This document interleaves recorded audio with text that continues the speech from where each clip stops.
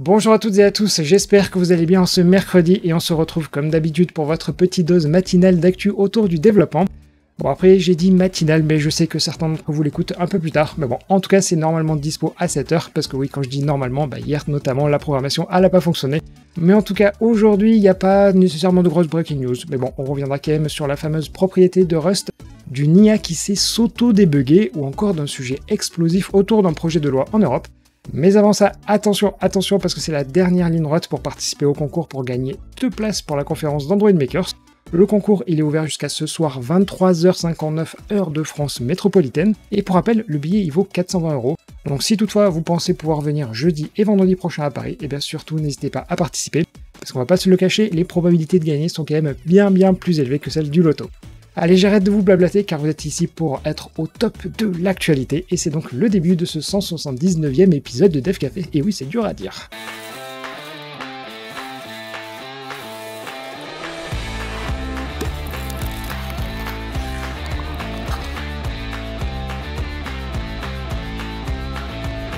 Pour commencer, hier je vous disais que j'aimais pas trop parler des rumeurs, mais bon, ici elles semblent à nouveau relativement crédibles on va dire, car le 10 mai il y aura la Google I.O., et selon toute vraisemblance, il devrait y avoir la sortie de la fameuse tablette de Google qui a une sorte de dock un tout petit peu bizarre. Mais surtout, selon les infos de Jon Prosser, il pourrait aussi y avoir le premier téléphone pliant ou pliable de chez Google. Et si je vous en parle, c'est d'une certaine manière pour vous alerter qu'il faut peut-être que vous songiez à faire des interfaces optimisées pour.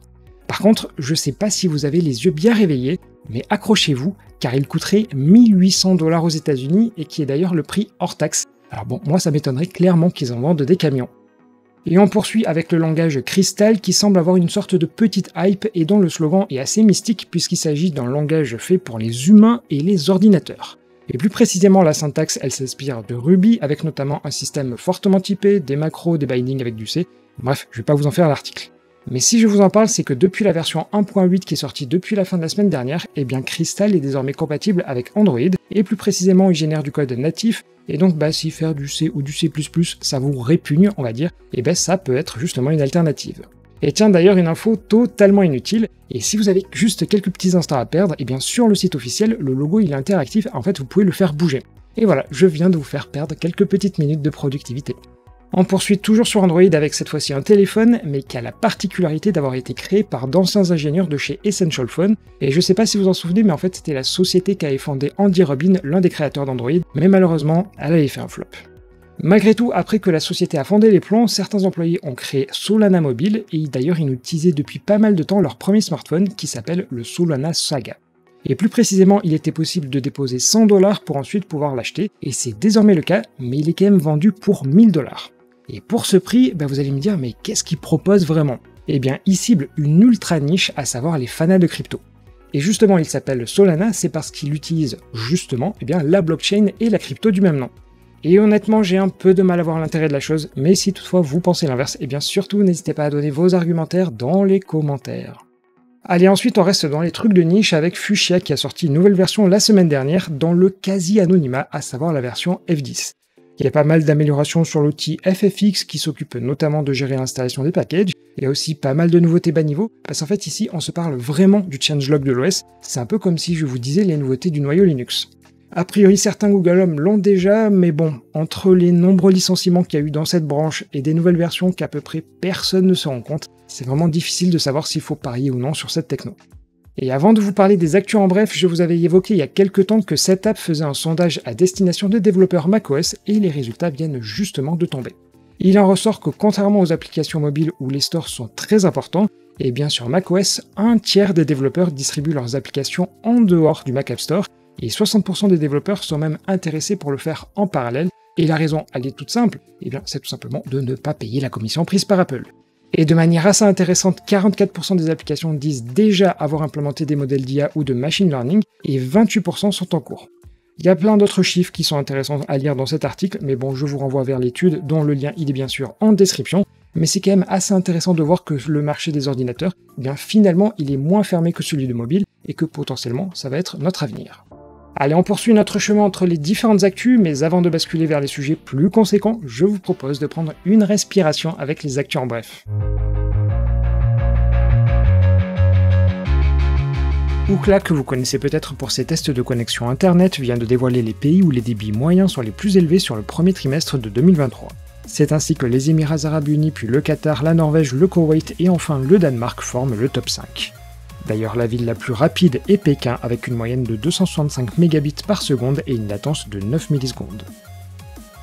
Ensuite, LG a arrêté la commercialisation de ses smartphones, mais pour autant son dernier essai, à savoir le LG Wing, qui avait notamment un écran coulissant et une caméra escamotable, reçoit actuellement Android 13. Preuve que LG veut partir comme un prince du marché en pensant à ses derniers utilisateurs.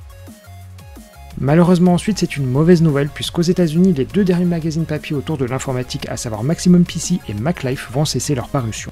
Il n'y aura donc plus aucun magazine papier en vente dans les kiosques. Et enfin, vous pouvez mettre la date du mercredi 26 avril de côté car un VS Code Day sera proposé avec une journée de conférences en ligne autour de l'éditeur principalement maintenu par Microsoft. Dans cette deuxième partie, on va évoquer des sujets un peu plus généraux et pour commencer, on revient sur la fameuse propriété autour du langage Rust, car pour rappel, c'est quand même un ultra micmac autour des organisations, car il y a la fondation Rust, le projet Rust et même un groupe de travail sur les marques. Mais d'une manière générale, le 6 avril dernier, et de manière un tout petit peu brute, ou alors en mode 49.3 comme diraient certains, eh bien la fondation Rust, elle avait publié un brouillon autour de la marque Rust, et alors mais ça n'a pas du tout plu. Mais bon, on va dire quand même que l'idée sur le papier, elle était louable, parce que c'était tout simplement de protéger la marque Rust. Mais dans les faits, je vous cite un extrait de ce fameux document. Le projet souhaiterait que le mot Rust figure dans les binaires générés en Rust afin d'indiquer que le projet en est propriétaire. Et c'est pour cette raison que beaucoup de monde n'était absolument pas content, et la fondation Rust a une manière assez ironique de dire qu'ils ont merdé, et à savoir, et je le traduis encore, pendant la période de consultation, il est apparu clairement que de nombreux membres de la communauté avaient des questions, des inquiétudes et des confusions concernant le projet. Et pour conclure, je vais pas paraphraser le reste de leur article, mais l'idée c'est qu'ils vont tenir compte des commentaires et publier une nouvelle version en essayant cette fois-ci d'être plus transparent, ou pour vous le dire autrement, ils sont un peu en mode profil bas.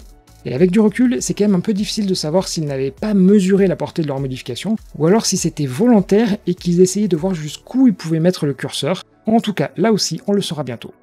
On poursuit avec du juridique, et comme promis, comme d'habitude, j'essaie de pas faire trop compliqué. Mais écoutez-moi bien quand même, car il s'agit d'un projet de loi que je vous avais déjà parlé et qui fait peur en Europe, à savoir le Cyber Resilience Act, ou CRA pour la faire plus court.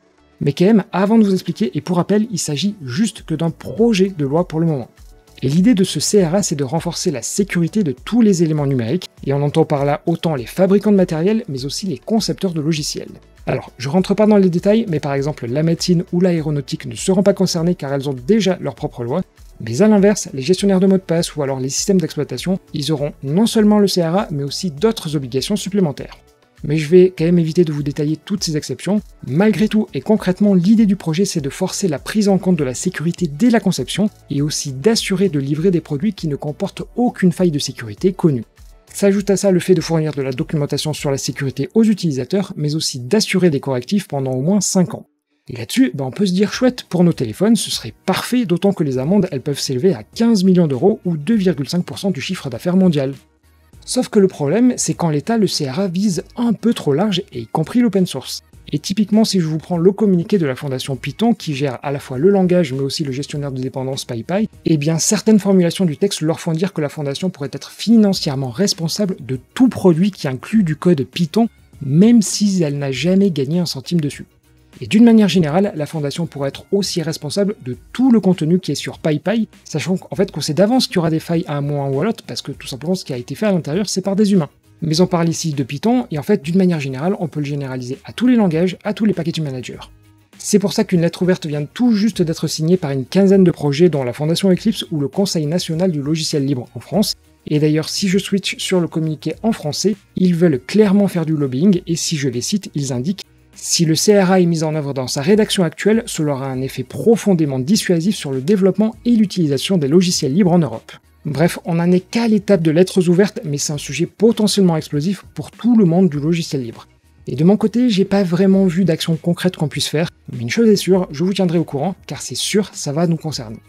Et enfin, en intro, je vous avais parlé d'une IA qui pouvait s'auto-débugger, et comme je vous le promets, toujours pas de putaclic dans les dev cafés, donc c'est bien le sujet d'une étude qui a été faite entre des chercheurs de Berkeley et de chez Google. Et dans l'idée, les fameux LLM ou Large Language Models, on le vend en poupe en ce moment, avec notamment ChatGPT et consorts. Et dans l'idée qu'il s'agisse de nous humains, mais aussi des IA, il est toujours plus simple de coder que d'essayer de trouver la petite erreur qui s'est glissée et qui peut nous faire perdre, mais alors des heures et des heures. Mais vous allez me dire que certaines IA arrivent tout de même à trouver des erreurs. Mais en fait, c'est quand même pas encore parfait. Et un peu à notre image, l'idée de l'étude, c'est de faire une IA qui s'appuie sur des aides extérieures comme des tests unitaires. Et selon les résultats, ça aurait permis d'améliorer de 12% la fiabilité avant et après. Concrètement, le process il se déroule en plusieurs étapes, mais leur framework il est assez simple à comprendre. Dans un premier temps, on décrit le problème dans un prompt et l'IA va en parallèle générer plusieurs programmes qui potentiellement pourraient y répondre. Elle va alors itérer sur chacun et en plus elle va itérer sur chaque instruction en se basant sur les résultats des tests unitaires. Ça lui permettra de générer du feedback sur ce qu'a fait le programme en bien ou non. Une fois qu'elle en a fait un tour, elle va en déduire une sorte de score d'exactitude jusqu'à trouver le meilleur. Puis une fois que c'est totalement terminé, il en ressort deux cas. Soit la prédiction est parfaite et donc ça permet de débugger le code, soit on prend la meilleure des solutions. Si je vous résume, cette sorte d'algorithme amélioré, il pourrait donc être intégré au fameux LLM à l'avenir pour finalement améliorer leur précision. Mais je vous rassure, on a ici une nouvelle preuve que l'IA est là pour nous aider et non pas nous remplacer, car on le voit très clairement qu'elle n'est pas encore fiable en 100%. Mais bon, là aussi vous nous direz que c'est notre cas nous aussi. Et voilà, c'était tout pour cet épisode 179. Bon, je dois quand même l'avouer, les derniers sujets, ils étaient un peu plus prises de tête que d'habitude.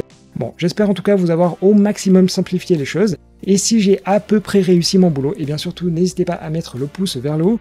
Et juste avant de se quitter, vous le savez maintenant, voilà le fameux dicton, à savoir qu'à la Sainte Emma, tes fourrages en bas. Donc déjà, vous savez forcément à qui il faut souhaiter la fête. Et bon, je crois que je vais quand même arrêter ces dictons parce que vraiment, on n'y comprend rien du tout. Allez, passez sur ce une très belle journée, et moi je vous dis forcément à demain.